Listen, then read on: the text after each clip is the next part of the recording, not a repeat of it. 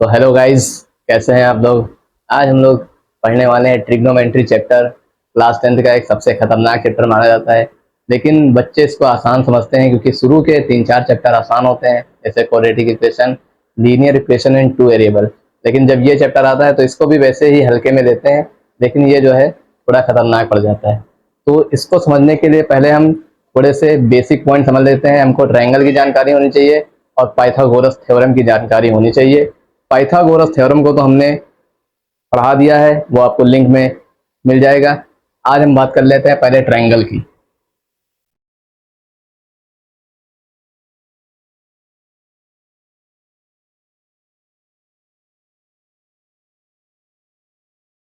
तो ट्रायंगल जो है हमको दो आधार पे मिलेंगे। एक तो अकॉर्डिंग टू साइड, उसके जो भुजा है उसके आधार पर, और दूसरे उसके एंगल के आधार पर, अकॉर्डिंग टू एंगल। ये भी तीन प्रकार के होते हैं और ये भी तीन प्रकार के होते हैं। ये कौन कौन से?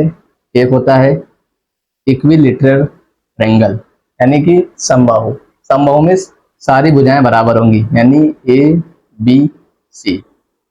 तो ए बी बराबर है बी सी के और बी सी बराबर है ए सी के, यानी कि एक भुजा अगर 5 है, ये भी 5 होगी, ये भी 5 होगी। दूसरा जो है, ये पहला हो गया। दूसरा है आइसोसेलेस ट्रायंगल, यानी कि समद्विबाहु त्रिभुज। इसमें क्या होगा? समद्विबाहु यानी कि उसकी दो भुजाएं बराबर होंगी और एक भुजा बराबर नहीं होगी। यानी कि मान लीजिए एक ए है, एक ए है, तो ये बी होगी, यानी कि ए बी बराबर है ए सी के और ये बराबर नहीं है बी सी के। दो भुजाएं होंगे। तीसरी हमारे पास क्या है? तीसरा है स्केलन ट्रायंगल, यानी कि विषम बाहु त्रिभुज। इसकी सारी भुजाएं आपस में बराबर नहीं होती। ए बी सी, यानी कि ए बी ना तो बराबर होगी बी सी के, बी सी ना बराबर होगा ए सी के, यानी कि सारी भुजाएं अलग अलग होगा। यानी कि एक 3, एक 4, एक 6, ऐसा होगा कुछ मामला। अब इसके एंगल के आधार पर हम तीनों त्रिभुज देख लेते हैं कौन कौन से होते हैं। तो ट्रायंगल के आधार पर, एंगल के आधार पर जो है, पहला है हमारे पास acute angle, acute angle triangle. ये कौन सा होता है? इसका जो एंगल होगा वो आप 90 से 0 के बीच बताएंगे, यानी कि 0 से बड़ा, 90 से कम होगा। जैसे कि एक ट्रायंगल अगर हम बनाएं, ये ट्रायंगल, तो इसमें ये मान लीजिए 60 है और ये 50 और ये 70। ये देखिए, इसमें कोई भी एंगल जो है वो 90 से बड़ा नहीं है और 0 से बड़ा है, यानी कि ये कौन सा हुआ? Acute angle triangle. दूसरा यहाँ पे, दूसरा होता है right angle triangle, right angle triangle. इसमें सबसे खासियत बात है कि इसमें एक एंगल केवल 90 होगा, बस ये राइट एंगल ट्रायंगल हो गया। तीसरा कौन सा होगा? तीसरा होगा ऑब्ट्यूज एंगल ट्रायंगल, यानी कि इसका जो एंगल होगा वो एंगल होगा 90 से बड़ा और 180 से कम। ठीक है, तो ये हमारे पास तीनों ट्रायंगल, तीन हो गए साइड के आधार पर और तीन हो गए हमारे एंगल के आधार पर। और अब जो है हम पाइथागोरस थ्योरम की बात नहीं करेंगे, क्योंकि हमने जो है पाइथागोरस थ्योरम पढ़ा चुके हैं, वो आपको लिंक में मिल जाएगी। ठीक है, अब डायरेक्ट हम बात करते हैं ट्रिग्नोमेट्री की। ट्रिग्नोमेट्री की सबसे खास बात यह थी, ये केवल राइट एंगल ट्रायंगल में ही लगती है और कहीं नहीं लगती है। ये 90 डिग्री है। इसके सामने वाली की भुजा वो कहते हैं हाइपोटेनियस, यानी कर्ड। और ये जो है जिस पर ये ट्रायंगल टिका है, इसको कहते हैं आधार, यानी बेस। इसको हम बी से दर्शाएंगे। और ये जो खड़ी भुजा है इसको कहते हैं परपेंडिकुलर, यानी लंब।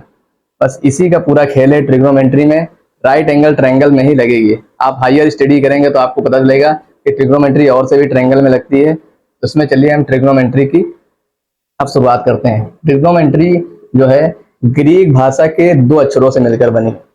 एक है कौन सा? एक है ट्रिगोन और दूसरा है मेट्रॉन। खाली ट्रिग्नोमेट्री ही नहीं ग्रीक भाषा के दो अक्षरों से मिलकर बनी है, यहाँ तक कि फिजिक्स, केमिस्ट्री, मैथ, ये सब जो है ग्रीक भाषा के ही अक्षर से उठाए जाते हैं, क्योंकि यहाँ पर जो है इंडिया में ऐसे कोई शब्द नहीं है जो इनको नाम दिया जाए, इसलिए जो है बाहर से ही ये शब्द उठाए जाते हैं। अब हम ट्रिग्नोमेट्री का मतलब समझेंगे और उसके बाद जो है हम इसका चैप्टर को शुरू करते हैं। ट्रिग्नोमेट्री में है ट्राई, गोनो और मेट्री, ये 3 चीजें हैं। इसका मतलब है 3, और गौन का मतलब होता है साइड, और इसका मतलब होता है मेजरमेंट, यानी कि हम 3 भुजा वाली ट्रायंगल को नापना सीखेंगे। ट्रिग्नोमेट्री में केवल क्या सीखना है हमको? 3 भुजा वाली साइड को नापना सीखना है, यानी कि इसमें हम ट्रायंगल को नहीं नापेंगे, उसकी जो 3 भुजा होती हैं केवल उसको नापना सीखेंगे। आगे चल के आप ट्रायंगल को भी नापना सीखेंगे। चलिए इतना हम जान गए हैं कि इसको कहते हैं हाइपोटेनियस, ये परपेंडिकुलर और ये बेस। तो इसकी शुरुआत होती है, इसमें सबसे पहले 6 रेशियो होते हैं, उस पर जो है पूरी ट्रिग्नोमेट्री टिकी हुई है। कौन कौन से हैं? एक है साइन, दूसरा है कॉस, तीसरा है टैन, चौथा है कॉट, पांचवा है सेक और छठा है कॉसेक। अब यहां से शुरू होता है ट्रिग्नोमेट्री का आरंभ होता है। अब अगर ये हम थीटा ले लें तो थीटा के सामने वाला ही परपेंडिकुलर होगा और थीटे के बगल वाला ही बेस होगा। अगर आप जो है इधर से ना देख के अगर इधर से देखें, ये एंगल लेंगे आप जब, तो ये वाला जो है इसके अनुसार ये वाला परपेंडिकुलर होगा, तब हम इसको जो है चेंज कर देंगे, ये हो जाएगा परपेंडिकुलर और ये हमारा हो जाएगा बेस। लेकिन हम जो है इधर से खड़े होकर देख रहे हैं तो हम जो है यही वाला ट्रायंगल लेंगे, क्योंकि हमको जो है नापने में आसानी होगी। तो ये हो गया परपेंडिकुलर और ये हो गया हमारा बेस। तो साइन थीटा क्या होता है? साइन थीटा हमारा होता है परपेंडिकुलर अपॉन बेस। अभी हम इसको याद करने की ट्रिक भी बताएंगे आपको। कॉस थीटा क्या होता है हमारा? परपेंडिकुलर अपॉन हाइपोटेनियस, और कॉस थीटा होता है base upon hypotenuse. Tan theta होता है परपेंडिकुलर अपॉन बेस। अब इसी का जो है साइन थीटा का उल्टा होता है कॉसेक थीटा। तो sine theta P upon H है, तो ये हो जाएगा हमारा H upon P. Cos theta का उल्टा होता है सेक थीटा, तो ये है बी अपॉन एच, तो ये हो जाएगा हमारा H upon B. Tan theta का उल्टा होता है कॉट थीटा, तो ये हो जाएगा पी अपॉन बी है, तो ये हो जाएगा बी अपॉन पी।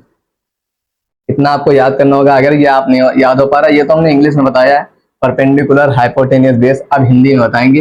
हिंदी में ट्रिक है हमारी लाल बटे कक्का। इससे अब सारे आप रेशियो याद कर लेंगे, ये सारे आपको याद हो जाएंगे।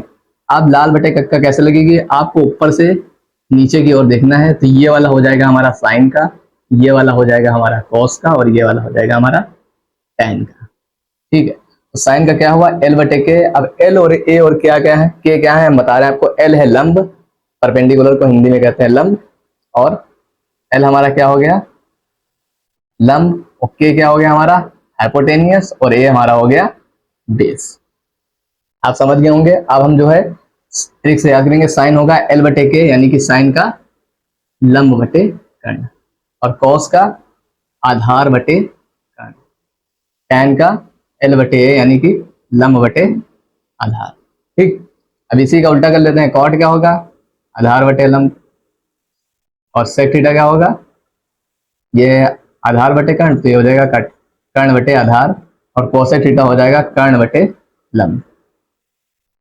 आशा है कि आप लोग समझ गए होंगे। ये बेसिक था इसका। अब इसकी कुछ जो है आइडेंटिटी आपको हम बताने वाले फार्मूले, यानी कि आप क्वेश्चन, अब एक क्वेश्चन छोटा सा कर लेते हैं जिससे कि आप आसानी हो जाए। इसे लिखा है 4 साइन थीटा प्लस 1। इसको आपको सॉल्व करना है। आपको ट्रायंगल ये दिया है, ये दिया है हमारा 4, और ये 3, और ये दिया है 5। बहुत आसान क्वेश्चन है। आपको केवल साइन थीटा की वैल्यू निकालनी है। आप अगर पिछले वाले फार्मूले आपको याद होंगे तो आपके सवाल आसानी से कर लेंगे। तो साइन थीटा हमारा क्या था? साइन थीटा था हमारा लंब बटे कर्ण। लंब हमारा क्या है? लंब है हमारा 4, ये आ गया हमारा 4, और कर्ण है हमारा 5, यानी कि साइन थीटा की वैल्यू हमको क्या मिली 4/5। अब इसी वैल्यू को हम इसमें रख देंगे, तो 4 इंटू साइन थीटा है हमारा 4/5 +1, 4 गुणे 4 हो जाएगा हमारा 16/5 +1। ये जोड़ना अगर आपको नहीं आता है तो बहुत आसान है इसको जोड़ना। इसके नीचे 1 रखिए, 5 का गुणा इससे कराइए, 5 एकम 5 और 16 जोड़ दीजिए, 16 5 कितने हुए, 16 और 4 20 और 1 21, यानी 21/5। ये आपका आंसर आएगा। देखिए कितने आसान सवाल बन रहे हैं। अब हम इसकी आइडेंटिटी करेंगे और उसके बाद जो है हम हार्ड सवाल की ओर बढ़ेंगे। अभी हमने जो बोला उसी को बस लिखने जा रहे हैं। जैसे कि बताया था साइन का उल्टा क्या होता है, कॉसेक थीटा, तो इसको लिख देंगे 1/कॉसेक थीटा। कॉस का कॉस थीटा का 1/सेक थीटा, टैन थीटा का 1/कॉट थीटा। अब इसी को अगर उल्टा करना चाहें, यानी कि कॉसेक थीटा अगर निकालेंगे तो 1/साइन थीटा, सेक थीटा अगर निकालेंगे तो 1/कॉस थीटा, और कॉट थीटा अगर निकालेंगे तो 1/टैन थीटा। ये हो जाएगा। 3 आइडेंटिटी बहुत फेमस है जिस पर जो है प्रूविंग वाले सवाल होते हैं, जैसे कि sine square theta plus cos square theta equal to 1, ये एक है। दूसरी sec square theta minus tan square theta equal to 1, ये एक है। तीसरी cosec square theta minus cot square theta equal to 1। ये 3 आइडेंटिटी अगर आप याद कर लेते हैं तो आपको प्रूविंग वाले सवाल में कोई दिक्कत नहीं होगी। अब हम इसको प्रूव भी करके देखेंगे कि आखिर ऐसा ये आइडेंटिटी अगर है वो, तो इसको प्रूव करना जरूरी है। अगर ये प्रूव में आ गई तो समझ लीजिए ये आइडेंटिटी सही। तो हम एक उठा लेते हैं, कोई भी उठा लेंगे। उठा लेते हैं हम sine square theta plus cos square theta equal to 1। और यहाँ पे हम थीटा को रख के देखते हैं 45 डिग्री।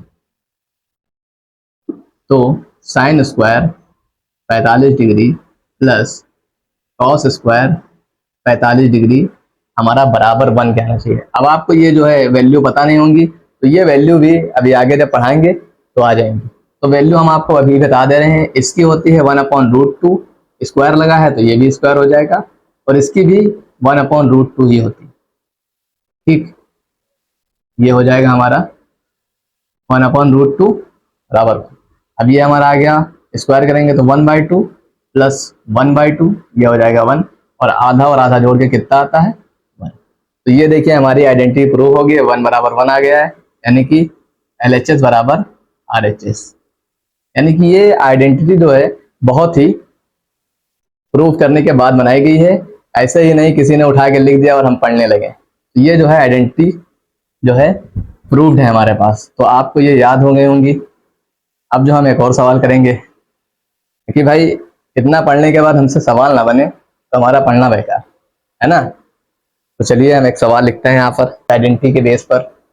सवाल है हमारे पास 1 minus sine square theta into sec square theta equal to 1। अभी हमने 3 आइडेंटिटी पढ़ी है, उसी पर ये क्वेश्चन सोल्व होगा। यानी कि पहली आइडेंटिटी हम यहाँ पर याद है हमको, क्या थी पहली identity, sine square theta plus cos square theta equal to 1।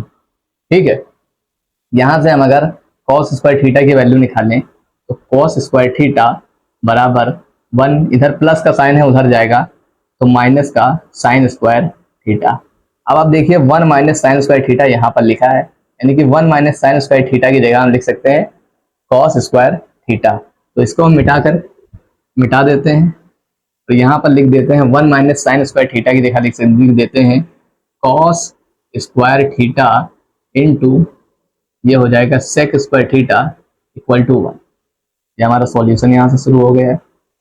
अब आपने एक और आइडेंटिटी पढ़ी कि फार्मूला पढ़ा है कॉस थीटा इक्वल टू 1/सेक थीटा होता है।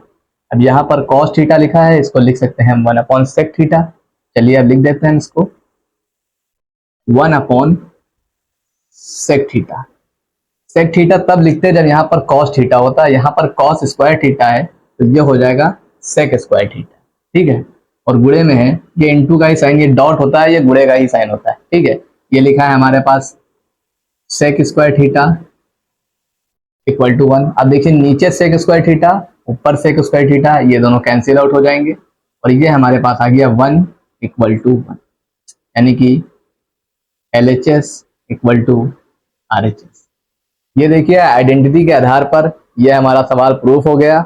अब इससे खतरनाक खतरनाक सवाल हम नेक्स्ट क्लास में करेंगे और नेक्स्ट क्लास में एक कॉन्सेप्ट आने वाला है, इन ट्रिग्नोमेट्री रेशियो की वैल्यू को याद करना है, यानी कि 30 डिग्री, 45 डिग्री, 60 डिग्री, इन सब वैल्यू को हमको याद करनी है। तो आप जो है वीडियो का इंतजार करिए और इसको पढ़ते रहिए और मजा करते रहिए।